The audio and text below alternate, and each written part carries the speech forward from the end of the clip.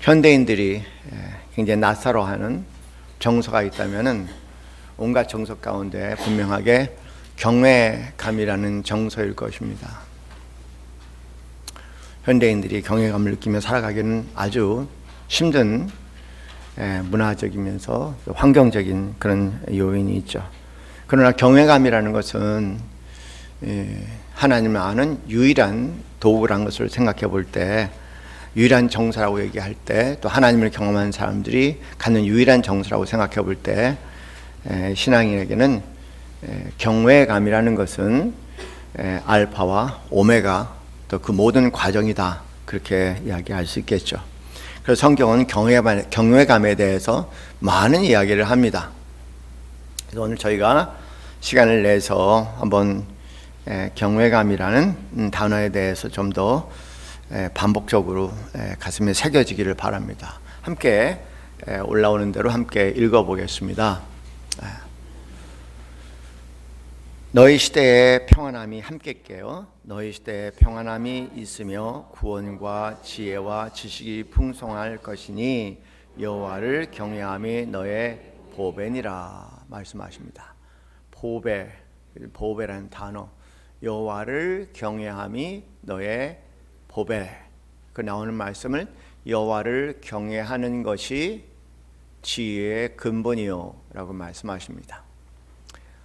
사실 모든 지식과 지혜는 경외감에서 나오는 것이죠. 한번 생각해 보세요. 그래서 경외감이 없는 사람에게는 당연히 지식도 제한되고 그리고 지혜도 제한될 수밖에 없습니다. 근데 본문 말씀은 여호와를 경외하는 것이 지혜의 근본이요 또 거룩하신 자를 아는 것이 명철, 이해다. 세상을 이해하는 모든 이해가 바로 하나님 거룩하신을 아는 것이다 얘기합니다. 여호와는 자기를 경외하는 자들과 그의 인자하심을 바라는 자들을 기뻐하신다. 그런 면에서 하나님에 대한 하나님이 우리를 기뻐하시는 것은 하나님을 향한 경외감이다. 여호와를 경외하며 그의 계명을 크게 즐거워한 자는 복이 있다 말씀하십니다. 더 나아서 시편 128편 1절 말씀은 여호와를 경외하며 그의 길을 걷는 자마다 복이 있도다 이렇게 말씀하시죠. 잠언 19장 23절 말씀은 여호와를 경외하는 것은 사람으로 생명에 이르게 하는 것이라. 여호와를 경외하는 것은 사람으로 생명에 이르게 하는 것이다. 경외하는 자는 족하게 지내고 재앙을 당하지 아니하리라 말씀하십니다. 여호와를 경외하는 것은 생명의 셈이니 사망의 그물에서 벗어나게 하느니라. 요새 온통 사회가 중독이 아닌 것이 없는 이 사회 가운데 정말 이 말씀은 생명 같은 말씀인 것 같아요. 이 중독이란 사망의 그물에서 벗어나게 하는 유일한 힘은 여호와를 경외하는 것에 나올 수 있는 생명의 셈이다. 할렐루야. 그렇습니다. 이사야 33장 6절 말씀 우리가 읽은 말씀이 다시 반복이 되죠.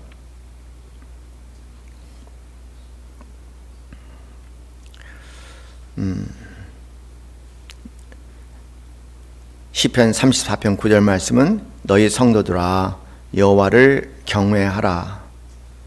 그를 경외하는 자에게는 부족함이 없도다 말씀하십니다.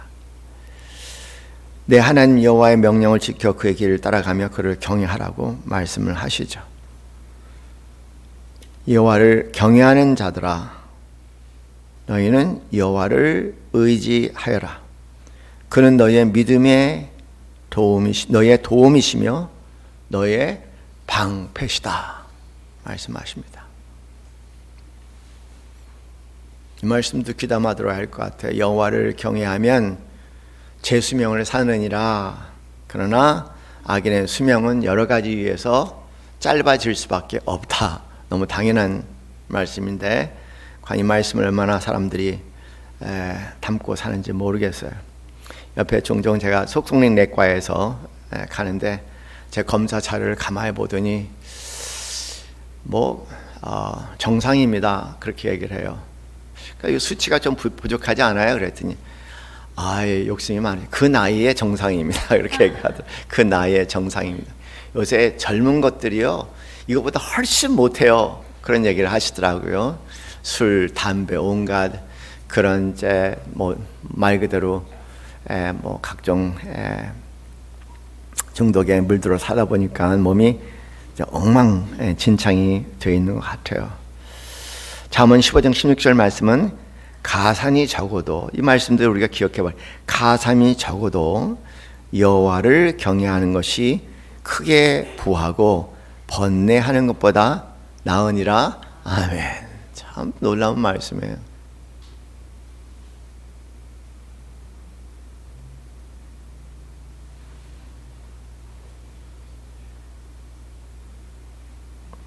여호와를 경외함이 지혜의 근본이라. 그의 계명을 지키는 자는 다 훌륭한 지각을 가진 자이니.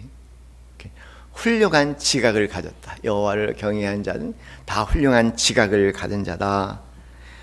여호와를 찬양함이 영원히 계속되리로다. 아멘. 그죠? 우리의 삶에 끊임없이 여호와를 찬양할 수 있는 마음이 일어난다면 정말 복된 마음일 것 같아요. 여호와를 경외하는 것은 지혜의 훈계라. 우리 지혜가 우리가 끊임없이 가르친다는 얘기죠. 여호와를 경외하는 것. 겸손은 존귀의 길잡이니라. 그러니까 겸손과 여호와를 경외하는 것의 관계성이 이렇게 되어 있는 거 봐요.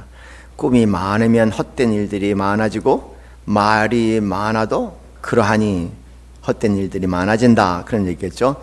오직 너는 하나님을 경외할지니라. 여호와를 경외하는 것은 악을 미워하는 것이니라.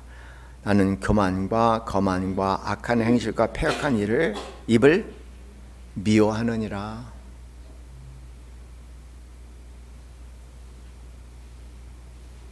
고운 것도 거짓되고 할렐루야. 아름다운 것도 헛되니 할렐루야. 오직 여호와를 경외하는 여자는 칭찬을 받을 것이니라. 남자도 마찬가지겠죠.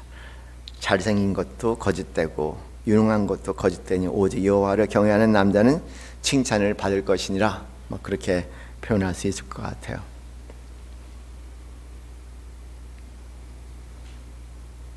참 많은 말씀들을 하십니다. 마지막 전도서 12장 13절 말씀은 그렇게 결론을 내죠. 전도서 전체가 결론을 내지만 또 경외감에 대한 여러 가지 이야기를 하면서 결론을 내는 겁니다. 일의 결국을 다 들었으니, 한번 같이 읽을까요? 시작. 일의 결국을 다 들었으니 하나님을 경외하고 그의 명령을 지킬지어다. 이것이 모든 사람의 본분이니라. 할렐루야. 저희가 암송한 말씀이 바로 이 전도서 12장 3절 말씀입니다. 일의 결국을 다 들었잖냐. 하나님을 경외하자. 그의 명령을 지키자. 이것이 모든 사람들의 본분, 근본이니라. 그렇게 말씀하십니다. 성경을 볼 때 여러 믿음의 사람들이 등장해요. 아브라함이 등장하고 노아가 등장하고 야곱이 등장하고 그 다음에 요셉이 등장하고 오바댜, 느헤미야, 여러 욥기까지 여러 사람들이 등장하는데 성경은 그들을 모두 함께 묶어서 하나님을 경외하는 자들이다 이렇게 얘기하시죠. 그렇구나. 다 믿음의 사람들은 하나님을 경외하는 자다. 그래서 믿음과 하나님을 경외하는 것은 함께 나가는 것입니다. 신앙의 회복은 경외감의 회복에 있다고 생각합니다. 우리 현대인들이 경외감을 갖는다는 건 상당히 어려워요. 환경적으로 굉장히 어렵습니다. 옛날 우리가 이제 농어촌 사회를 살 때는요, 농사를 짓는 사람은 자연이 얼마나 큰 영향력을 갖고 있는지 잘 알잖아요, 그렇죠? 비가 많이 와도 안 되고, 안 와도 안 되고, 또 더워도 안 되고, 더울 때 더워야 되고, 추울 때 추워야 되고 하는데, 그러면서 옛날 농촌 사회에서는 이 자연에 대한 절대적인 경외감이 있었습니다. 어부들도 마찬가지죠. 어부들도 폭풍이 일어나고 뭐 잠잠하고 그런 것뿐만 아니라 잠잠해도 막상 고기가 많이 잡힐 것 같은 곳에 가서 던져도 안 잡힐 때가 있지만 어느 날은 뜻밖의 많이 잡힐 때도 있으니까 내 의지, 내 머리만으로는 되지 않는다. 그런 면에서 굉장히 이제 자연에 대한 그런 경외감을 가졌습니다. 그런데 현대 문화 가운데 살아가는 사람들은 그런 경외감이라는 것을 경험할 환경이 없어요. 더더군다나 근대 문화라는 서구 문화가 우리 한국에 자리하기 시작하면서부터 원래 근대 문화는 흔히 서구에서는 그렇습니다. 중세 문화와 근대 문화의 차이점, 분기점은 뭐냐면 중세 문화 이전까지는, 그런 1500년 전까지는 신의 존재가 중심이었어요. 그래서 이제 내가 지금 올바르게 살는지 안 사는지 모르겠어. 그럴 때는 말씀을 보고 성경을 보면서 내가 제대로 살지 못하는 거구나라고 판단을 하게끔 되어 있어요. 근데 근대 이후에 이성주의가 자리 시작하면서 이성주의의 핵심은 뭐냐면 인간의 사유 능력을 얘기하죠. 이 사유 능력, 인간의 사유 능력으로 모든 것을 판단하는 것을 이제 근대 사회라고 얘기하죠. 현대인들이 말 그대로 현대인으로 얘기하지만 현대인들 그대로 근대의 물결 가운데 살아가 있어요. 그래서 내 생각이 모든 것의 판단의 근원이 돼 있어요. 내 생각이 옳고 그름의 근원이 돼 있는 거죠. 더 나아가서 이제 내 생각이 아니라 각각 개인주의에 대해서 너무 강조를 하다 보니까 개인주의의 부작용이 일어나갔고요. 그래서 이제 말 그대로 현대인들은 큰 병에 걸려 있는 사람들이에요. 어떤 병이냐? 나르시즘이라는 병에 걸려 있어요. 나르시즘, 자기 중심적인 자기애에 빠져서 살아가는 사람들을 나르시스트라고 얘기하는데, 이런 나르시즘의 병에 걸려서 현대인들은 살아갑니다. 달리 얘기하면요, 이성이라고 얘기했지만 사회의 능력이 했지만 결과를 내가 모든 생각으로 모든 걸 헤아리고 판단하고 나가 중심적으로 들어가는 거니까 그러다 보니까는 자기 우상 숭배에 빠져버린 거예요.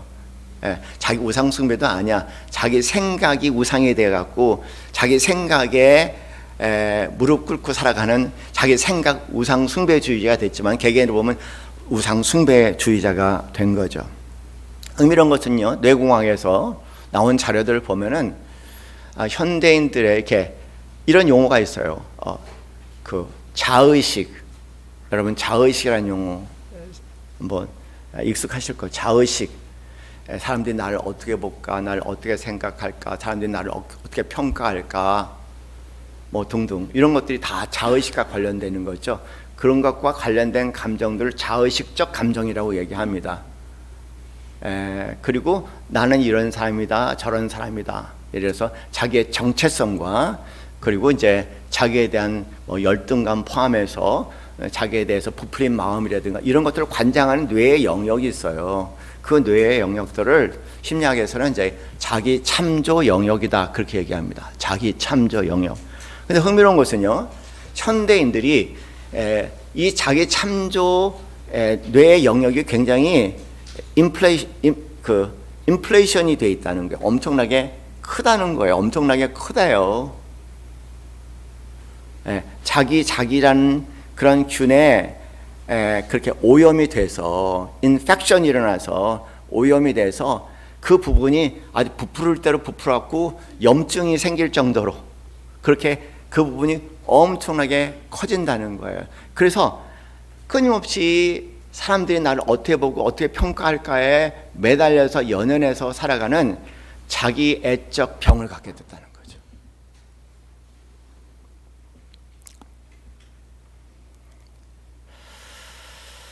여러분, G.K. 체스터턴이라는 분이 쓰신 이제 정통이라는 책이 있습니다. 근데 이분이 이 정통이라는 책에서 재미난 부분을 묘사를 합니다. 뭐냐면 광인들, 미친 사람들과 성인들을 구별을 해요. 궁금하죠?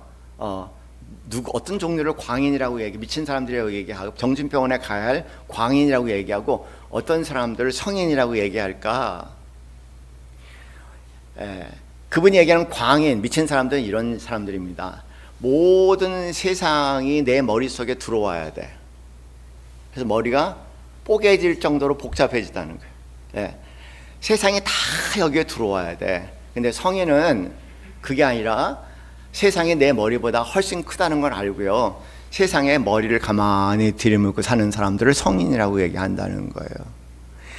모든 것을 내 생각에 쥐어 담으려고 애를 쓰고 내 생각 안에 머리를 돌려서 그래서 이제 뭔가 살아가려고 하는 현대인들의 모습들을 이분은 광인이라고 붙였어요.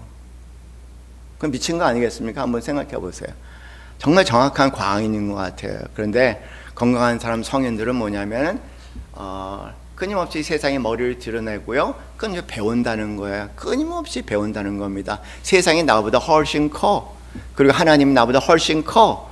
그래서 세상에 내 머리를 들이밀고 하나님 안에 내 머리를 들이밀고 그러셨군요. 그런 거군요. 그런 거 끊임없이 깨달으면서 살아간다는 거예요. 끊임없이. 그래서 살아가다가 원치 않은 일이 일어날 때마다 왜 이런 일이 자기 머리에 이렇게 계산이 이렇게 돼. 내가 이렇게 하면 이렇게 돼야 되는데 막 이 계산인데 이 계산이 안 들어오니까 아주 서로 미치겠는 거예요. 서로가 내 계산법이 안 들어오는 거예요. 배우자도 안 들어오고 자식도 안 들어오고 인생도 안 들어오고 내 계획도 안 들어오고 다 헝클어지고 어그러지니까 아주 미치겠는 거예요. 다 정신병원에 가야 된다는 거예요. 그게 아니라 내 생각, 내 뜻대로 되지 않아도 가만히 세상을 바라보면서 계속 죽을 때까지 배우는 사람들이 성인이라는 거예요. 그런 비유를 생각해 본다면 현대인들은 거의 다 광인들인 것 같아요. 그죠? 광인들. 그런 광인들이 하나님을 믿는다는 것은 참 어렵습니다. 그 UC 버클리 대학의 대처 켈튼이라는 교수가 재작년에 경외감이라는 책을 썼어요. 그러니까 그분은 하나님을 믿지 않는 사람인데 경외감에 대한 연구만 20년을 했어요. 그래서 이제 경외감, 영어로 AWEO라는 그런 제목으로 이제 책이 나왔는데 참 좋은 책입니다. 그런데 그분이 경외감을 이렇게 정의를 해요. 그 책에서 많은 사람들과 얘기를 하면서 경외감을 이렇게 정의하더라고요. 경외감이라는 것은 자신 외의 대상, 내가 아니라 자신 외의 대상에 경탄할 수 있는 것, 그렇게 얘기해. 나를 빼놓고 내 바깥에 있는 자신 외의 것에 대해서 감탄과 경탄할 수 있는 것을 경외감, 이렇게 정의를 했어요. 한번 생각해 보세요. 그렇다면 현대인들이 이 경외감이라는 것과 얼마나 거리가 멀리 떨어져서 사는지. 왜냐하면 현대인들은요, 내가 모든 사람들의 감탄과 경탄의 대상이 되기를 위해서 몸부림을 치는 거예요. 내가 무대 위의 주인공이 되기 위해서 모든 사람들의 감탄과 경탄과 갈채 대상이 되기 위해서 몸부림치는데 아무 누구도 그것을 경험하지 못하기 때문에 아주 그 사이에 괴로워하고 힘들어하고 미쳐버릴 지경이라는 거예요. 지난주인가 지지난주에 의사는 기억도 그래요. 근데 한 자매가 그런 얘기를 하는 거예요. 반딧불이라는 노래가 있다는 거예요. 반딧불 이렇게 되는 기억이 안 나고 반딧불이라는 노래가 있는데 요새 젊은이들이 너무 좋고 그거 듣다가 막 눈물을 흘린다는 거예요. 대중가요인데. 그래서 이제 뭔가 그래갖고 제가 한번 검색을 해봤어요. 반딧불 아주 생각이 안 나는데 반딧불이 근데요, 나는 내가 별인 줄 알았어요. 그렇게 시작이 되는 거예요. 빛나는 하늘에 빛나는 별인 줄 알았어요. 그런데 알고 보니까 제가 개똥벌레네요. 그렇게 얘기하면서 그래도 개똥벌레는 그래도 개똥벌레, 그래도 비록 내가 개똥벌레지만 그래도 나는 빛을 냅니다. 뭐 그런 거예요. 그게 마음의 젊은이들 굉장히 위로가 되나 봐. 하늘에 별 볼 일 없는 사람들이 별 볼 일이 되려고 몸부림치다가 결과적으로 별 볼 일이 아니라는 걸 배우면서 이제 격화해서 개똥벌레라는 것을 위로를 받는 현대인들의 모습을 보면서 지금 누구든 다 그래요. 별이 되기를 원하는 세계. 그러니 별이 보이겠습니까? 별이 되는 세계, 내가 다 별이 되겠는데 별이 보이겠냐고요. 별이 있어도 별이 안 보이죠.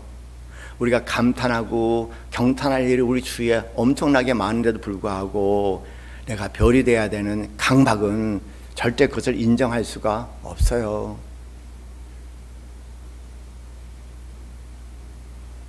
항상 자기가 최고가 돼야 돼. 그런 마음밭에 어떻게 신앙이 자리를 할 수 있겠습니까?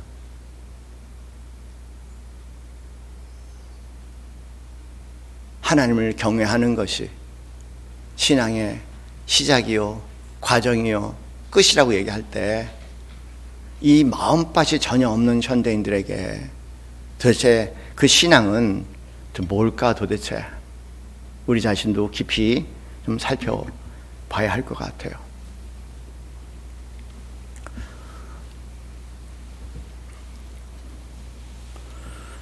현대인들의 대부분의 병은요, 경외감의 상실에서 오는 병이라고 생각합니다. 자기 친구가 갑자기 죽었어요. 나이가 60이 된 분인데 친구가 갑자기 죽었어요. 뭐 멀쩡하고 생생하던 친구 갑자기 죽으니까 그 죽음이 너무나 실감이 나는 거예요. 그래서 나도 갑자기 저렇게 죽을 수 있다는 그런 두려움이 확 엄습해 오기 시작하는데 도대체 그 생각을 떨쳐버릴 수가 없는 거예요. 그래서 불면증에 들어가고 뭐 너무너무 힘든 거예요. 그래서 이제 제가 남서울 은혜교회 있을 때 상담을 하게 됐습니다. 권사님께 그러니까 아무리 그 생각을 떨쳐보려고 해도 떨쳐지지 않을 겁니다. 떨쳐버리면 덜려고 할수록 더 강하게 들어올 겁니다. 저게 뭔지 그게 알아요. 그러니까는 그냥 그런 생각에 들어오면 무조건 뒤에 그 동네에 사는 분이니까 대모산이 있거든요. 대모산 한 바퀴 2시간만 걸으라고. 걷다가 보면 생각이 떨어질 거라고. 그래서 그 말 듣고 그분이 이제 어느 날 찾아오셔서 목사님 참 신기해요. 맨 처음에 산을 걸어 올라갈 때 그 생각 때문에 복잡했는데 걸어가다 보니까 어느덧 주위가 보이기 시작하더라는 거예요. 주위가 보이기 시작하고 자연이 보이기 시작하고 야 아름답다, 신기하다 막 이렇게 이제 한참 걷다 보니까 그 생각이 싹 없어지더라는 거예요. 아무리 그를 떨쳐내려고 해도 안 되는데 자연 속에 들어가서 자연의 경이로움 가운데 들어가다 보니까 그 생각이 고요해지고 잠잠해지더라는 거죠. 왜 그런 줄 아세요? 왜냐하면은 자연 속의 경외로움을 경험하게 될 때는요, 경이로움과 경외함을 경험하게 될 때는 그 자기 중심의 내래, 아까 말씀드렸던 자기 참조의 내가, 그런 사람들은 자기 참조의 내가 작아지는 거예요. 작아지는 겁니다. 그것이 켈트라는 박사가 발견한 거예요. 6주의 그 경이로움의 훈련을, 일반 대학입니다. 경이로움을 산책을 하는 6주 동안, 그 6주 동안 하루에 한 번씩 경이로움 산책을 하게 하는 겁니다. 영어로 walk라고 해서 경이로움을 산책을 했더니 6주 만에 그 우리를 복잡하게 만드는, 우리 병들게 만드는 자기 참조 내가 줄어들더라는 거예요. 그러면서 주위에 대한 경외로움이 자라고 주위에 대한 어떤 그런 사랑하는 마음, 이웃 사랑 마음도 함께 자리하더라는 거죠. 야, 인류가 마지막으로 찾아내야 할 이 정서 세계가 경이로움이라는 것을 발견하고 20년 동안 연구하셨어요.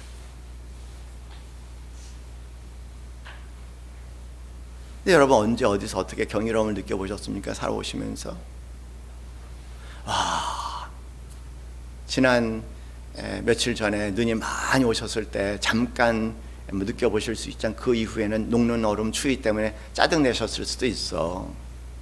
언제 우리가 그런 경이로움을 경험을 하게 되나요? 병드신 분들이요, 말기암 병원에서 더 이상 할 수 있는 게 없대요. 그래서 어느 분은 용기를 내는 거죠. 아무것도 할 수 없다니까 내가 세상도 못 돌아다니고 열심히 살았는데 그냥 돌아다니다가 뭐 죽으면 거기가 죽지 뭐. 그렇게 하고 마지막 힘을 모아서 병원을 털고 나와갖고요, 전국을 일주를 하는 거예요. 하여간 갈 수 있을 때까지 가는 거예요. 그냥요. 계속 사람들이 얘기하는 뭐 여기가 좋다 저기가 좋다, 그것이 바다든 산이든 계속 걷는 거예요. 계속 걸었어요. 계속 몇 년을, 2년을 계속 걸었어요. 계속 걸었는데 죽지를 않는 거예요. 죽지를 않는 거예요. 사람들은 가다가 죽을 거라고 생각했는데 2년까지 계속 죽지를 않는 거야. 왜 이 사람은 죽지도 않나, 희한하다 생각. 죽지를 않는 거예요. 왜 죽지를 않았을까? 여러 가지 이유가 있는데, 이유는 뭐냐면 부풀어진 이 자기 참존애라는, 부풀어진 자기 참존애, 영어로 디폴트 모든 네트워크라고 얘기하는 이 자기 참존애가 보니까는 나중에 찍으니까 팍 줄어들었대요. 자기에 관련된 생각, 사람들이 나를 어떻게 보고 평가할까, 내 인생에 대해서 내가 스스로 나는 왜 이렇게 바보같이 이렇게 살아, 이 다 그 자기감에서 나오는, 자기 참조에서 나오는데, 그게 마음의 병뿐만 아니라 육신의 병뿐만 아니라 관계의 병뿐만 아니라 궁극적으로 영적인 병까지도 가져오는 거죠.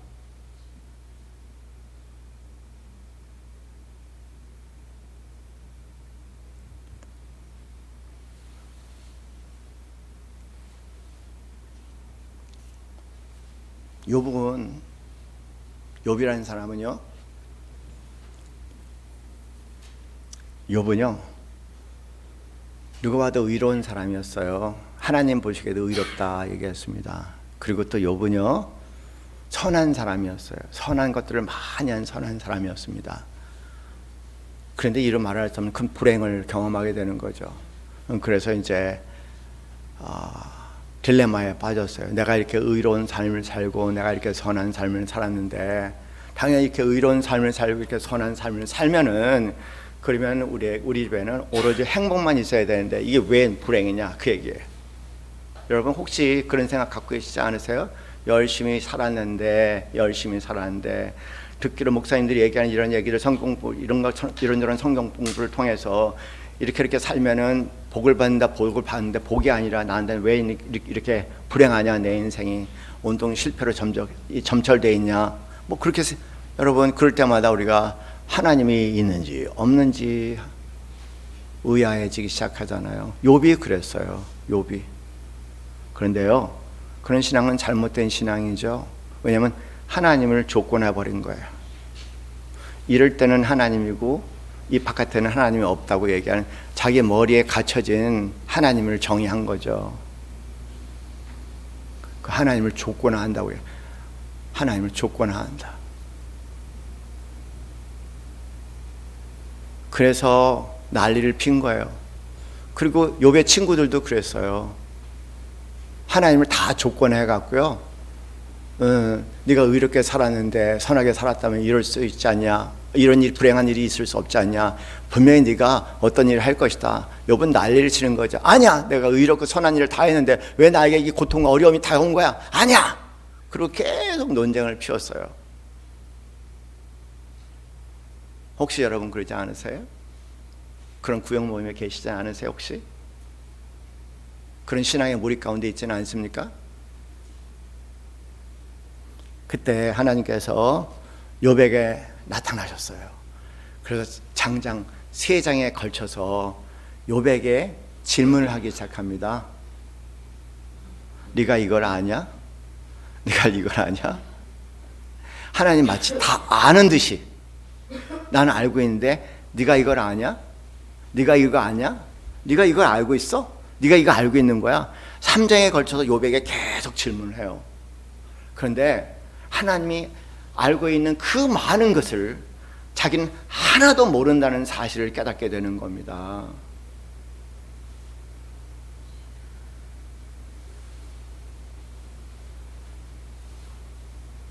하나님이 3장에 걸쳐서 질문한 그 모든 내용들을 하나님은 다 안다고 얘기하시는데 네가 아냐는 거예요. 내가 하나도 모르겠는 거예요. 정말 하나도 모르겠어요. 여러분 인생을 아세요? 열심히 연구하고 애를 썼지만 인생에 사는 공식을 정확히 아세요? 모르잖아요. 아는 것 같지만 실제로 물어보면은 모르잖아요. 자식들 물어보면 아는 것 같이 얘기하지만 몰라요, 여러분. 몰라요.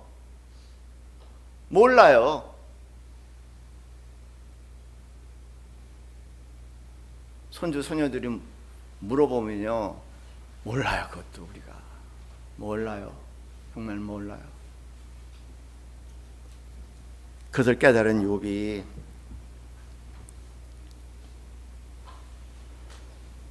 (42편) 3절 말씀에 무지한 말로 이치를 가리는 자가 누구이니까, 자기를 포함해서 친구들을 지칭해서 무지한 말로 이치를 가리는 자가 누구이니까, 나는 깨닫지도 못한 일을 말하였고 스스로 알 수도 없고 헤아리기도 어려운 일을 계속 떠버렸다는 거예요. 물론 말은 말이 아니라 생각이겠죠. 그런 생각, 말. 여러분, 우리는 이해할 수 없는 일이 벌어지면 이해하려고 노력을 해요. 노력하면서 별의별 말들을 다 하게 되는데 그런 거나 마찬가지예요. 모르는 것을 너무 많이 말했다.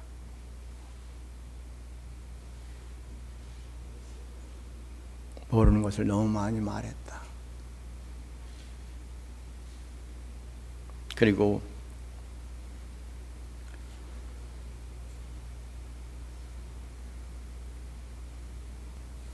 (42절 6절) 말씀에 회개를 합니다.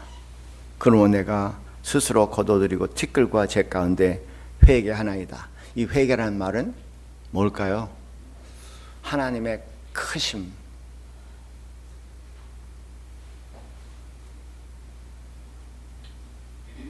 그리고 그 크신 하나님 하시는 말씀에 대해서 가만히 들어보니 경탄을 하지 않을 수가 없는 거예요. 와, 그렇게 경탄을 하지 않을 수가 없는 거죠.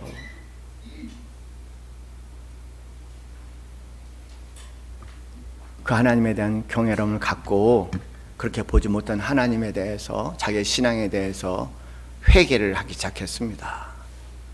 회개. 사랑하는 성도님들,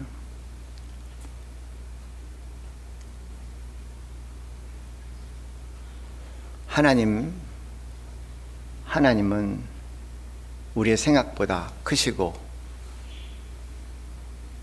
하나님의 계획은 우리의 계획보다 더 나으시고, 그렇잖아요, 그죠? 그러면 그 하나님은 경외의 대상입니다. 하나님에 대한 경외감을 가지고 사는 사람들은 복된 사람들이에요.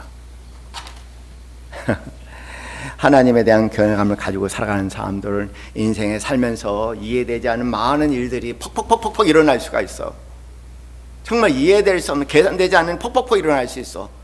죽어도 깨어나도 이런 일이 있을 수 없다고 생각하는 일이 일어날 수도 있어요. 그런데 하나님에 대한 경외의 마음을 가진 사람들은요, 그 길을 걸어갈 때 여전히 이해되지 않아도, 담아지지 않아도 하나님에 대한 경외의 마음을 갖고 있는 사람은 나의 생각보다 하나님의 생각이 낫고, 나의 계획보다 하나님의 계획이 낫다. 헤아릴 수 없는 하나님의 생각, 헤아릴 수 없는 하나님의 계획이 지금 함께하고 있다는 사실 가운데, 그 가운데서도 찬양하며 걸어갈 수 있는 거죠. 그게 하나님을 경외하는 자의 복입니다. 찬송가 430장이 그렇게 나왔습니다. 주와 같이 길 가는 것 즐거운 일 아닌가. 우리 주님 걸어가신 발자취를 밟겠네. 한 걸음 한 걸음 주 예수와 함께 날마다 날마다 우리 걸어가리.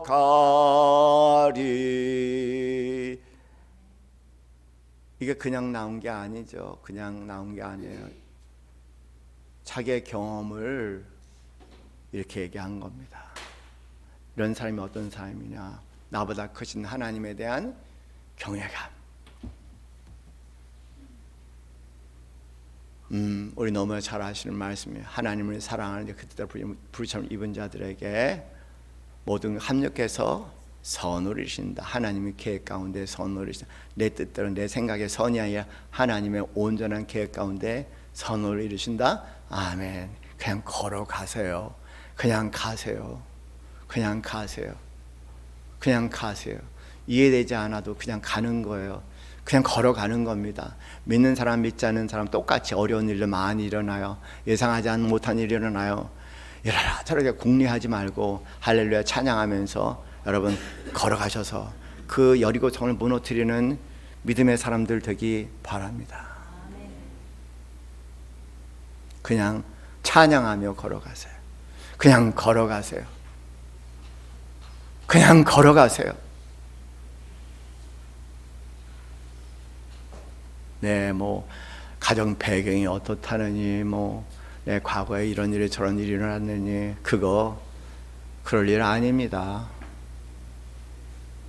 그냥 하나님께 걸어가세요. 그냥요.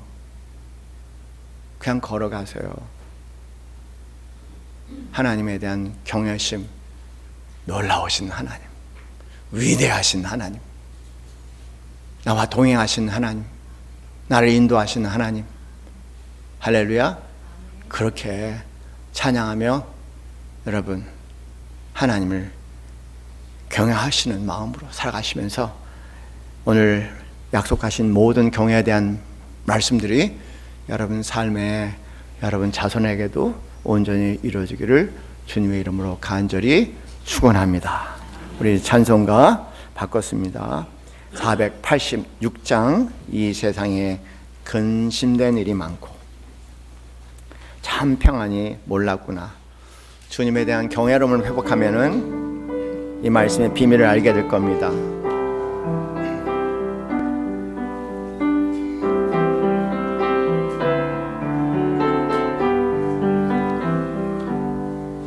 이 세상에 근심된 일이 많고 참 평안을 몰랐구나.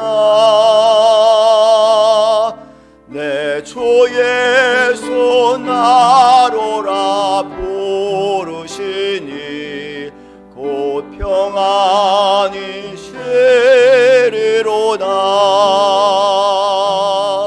주 예수의 구원의 은혜로다.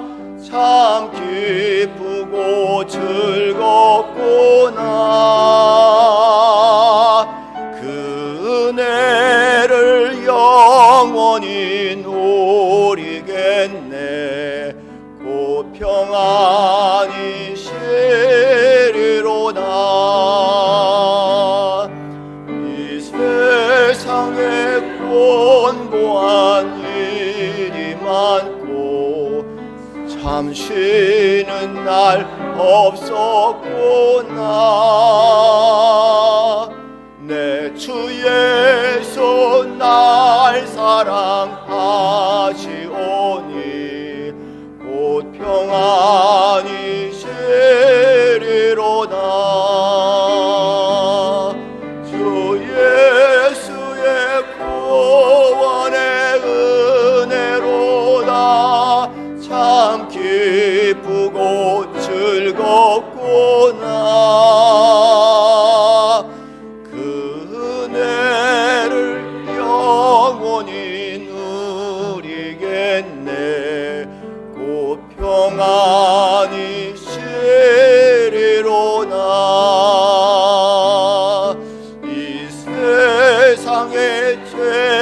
죄악된 일이 많고 참 죽을 일 쌓였구나. 내 주 예수 날 건져 주시오니 곧 평안히 쉬리로다. 주 예수의 구원의 은혜로다. 참 기쁘고 즐겁구나. 그 은혜를 영원히 누리겠네. 곧 평안히 쉬리로다.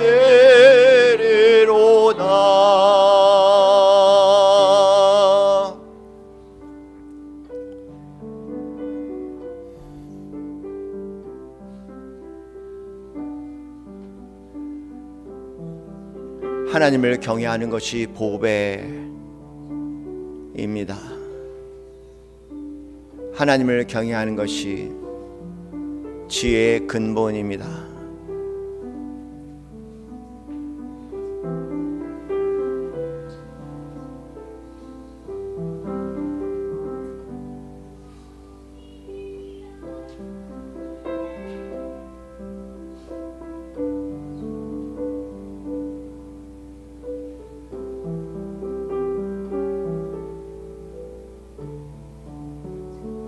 오 하나님 아버지,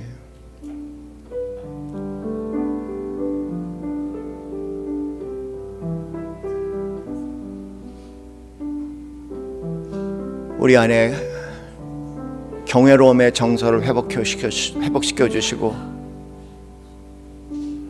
하나님에 대한 경외로움이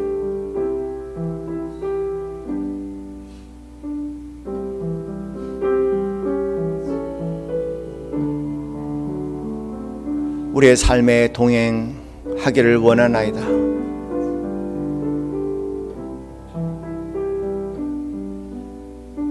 이해할 수 없는 많은 일들이 우리 삶에 일어나지만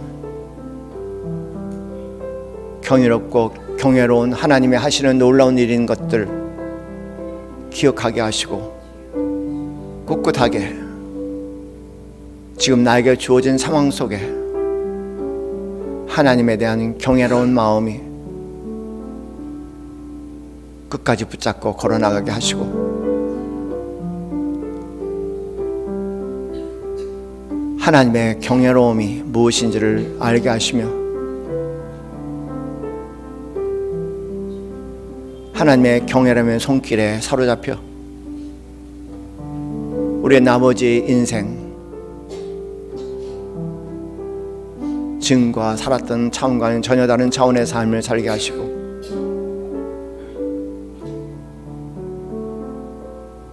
하나님으로 인해서 내 인생이 복되다 고백할 수 있는 개인의 삶과 이끄는 가정의 삶이 되게 하여 주시옵소서. 위대하신 하나님, 놀라우신 하나님 바라보며 나아갑니다. 이제는 우리 주 예수 그리스도의 그 크신 은혜와 하나님 아버지의 지극하신 사랑과 성령님의 교통 교감하심이 위대하시고 놀라우신 천지를 창조하신 하나님 아버지를 바라보며 그 경외로움의 손길 가운데 오늘의 순간순간을 살아내기 소원하는 이 자리엔 사랑하는 모든 성도들 머리 위에 지금부터 영원까지 함께 있기를 간절히 축원하옵나이다. 아멘.